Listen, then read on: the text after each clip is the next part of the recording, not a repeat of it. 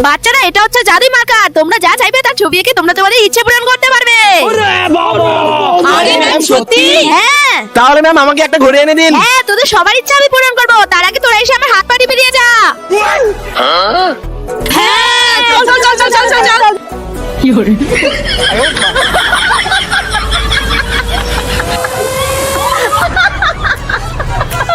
হ্যাঁ, ঠিক আছে ঠিক আছে, হয়েছে হয়েছে, যা তোরা নিজের জায়গায় গিয়ে বস।